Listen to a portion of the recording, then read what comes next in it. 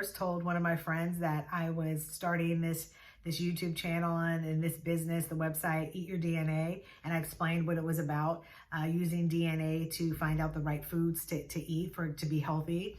It was funny. My friend said to me, she said, well, do Black people do that? Don't they get all your business and find out where you're from and use that against you? And I started laughing because that is actually not that a ridiculous thought. I actually had thought that myself, for years. Like, oh, that might be interesting, but that's not for Black people. That's kind of a white person thing. And, Black people, they'll use that stuff against us. And, that's just like something that we do. But then later on, I realized that, while it's true, I looked into it. I decided that it was something that I wanted to do, but I wanted to look into it as a whole. And, the truth of the matter is, all types of people are taking these ancestry tests and getting their DNA done. So actually, it's not true that Black people don't do this. Of course, it is true that people of color aren't taking the test at the same rate as maybe white Americans or Europeans are, but that does not mean that we're not. And so I encourage all of you to look into this and not just to shy away from it,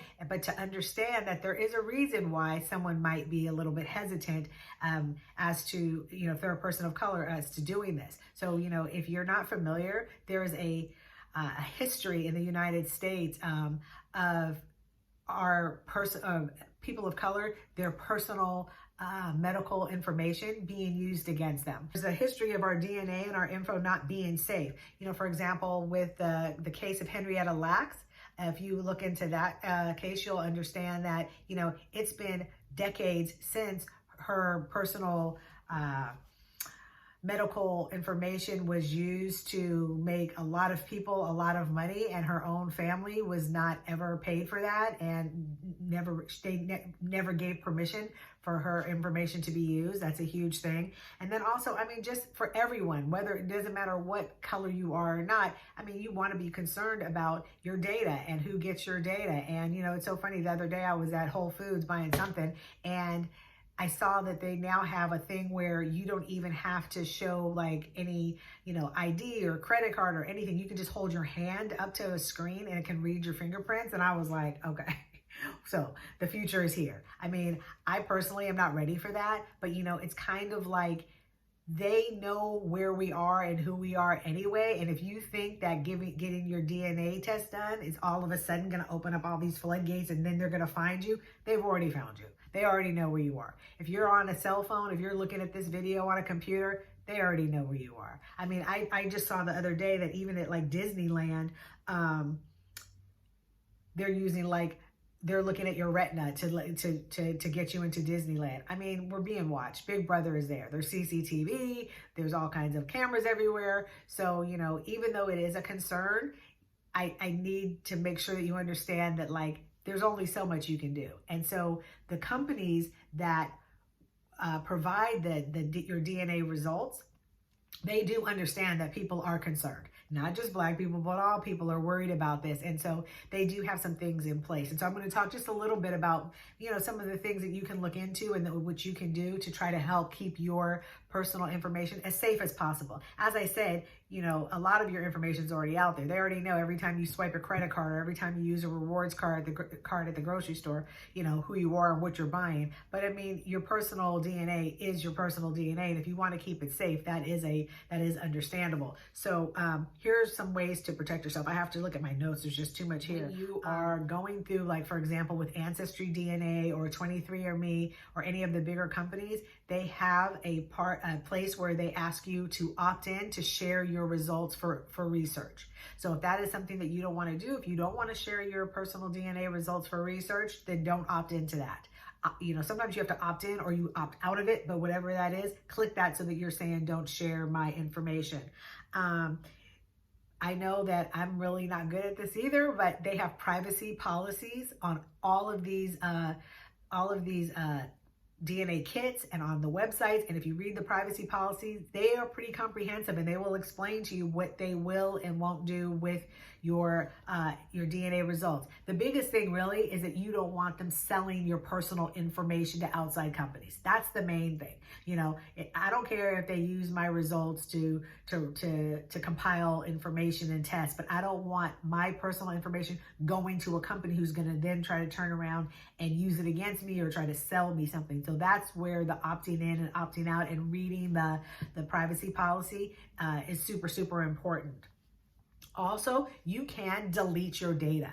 Now that takes a couple of different steps, but on every one of the websites that I've mentioned, 23andMe and AncestryDNA, they have a way where you can get your DNA, you get your results, and then you can, once you've downloaded it, you can delete it from their site so that they no longer have access to it. Now, I have not personally taken that step. I just haven't seen it as a necessary step, but who knows, maybe in the future I might do it. I might decide I don't want my DNA results out there. So if that's an important thing to you, then you can get your results and then you can go ahead and delete them.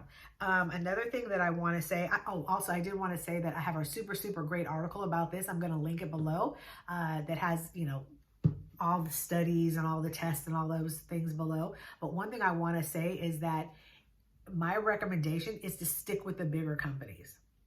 The bigger companies, there are more people watching them. There's more people who have taken their tests, and the regulators are keeping their eye on them. So, the AncestryDNA, the 23andMe, GenoPalette, those are the companies that I feel comfortable with, and they're big companies, meaning that, there's people who are keeping track of and regulating and watching what they're doing.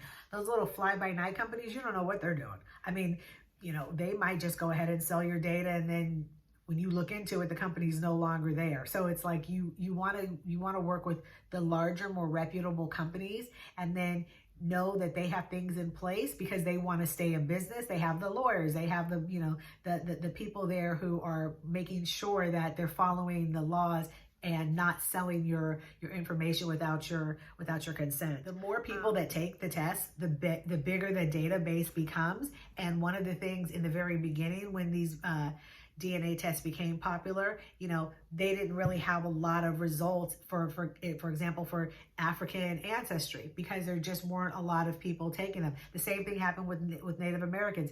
Native Americans, here in the United States have not traditionally done these DNA tests. And so the pool of information is not there. The more people that do it, then the bigger the pool, and they'll be able to pinpoint, exactly where you're from and the different areas that you're from. And so I just encourage people to go ahead and, of course, exercise caution and make sure that you're not just, willy-nilly letting anybody have your results.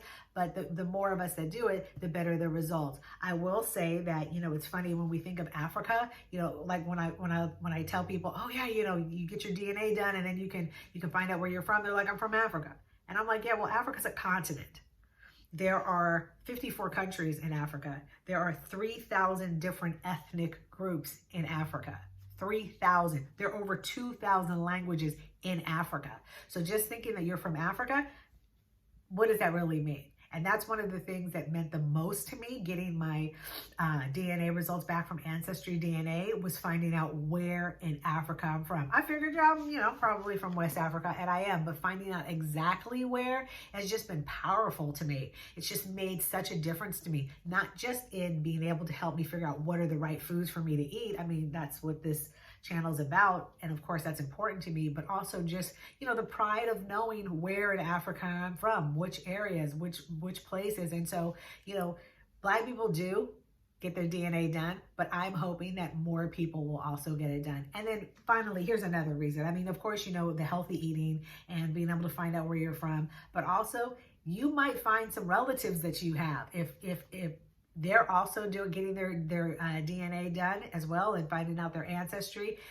These companies will be able to hook you up with some of your cousins. So, they'll tell you first cousins, second cousins, third cousins, fourth cousins. And it's funny. I have a really good friend of mine, and we've always pretended like we were cousins. We were growing up and telling everybody we were cousins, and it turns out we actually are. I mean, we're like fourth cousins, which is, kind of far removed, but it's just very fun, and it's very powerful just to know that you have so many relatives out there and so many people that are part of your family. And so yes, Black people do get their DNA done, and I'm hoping that more will.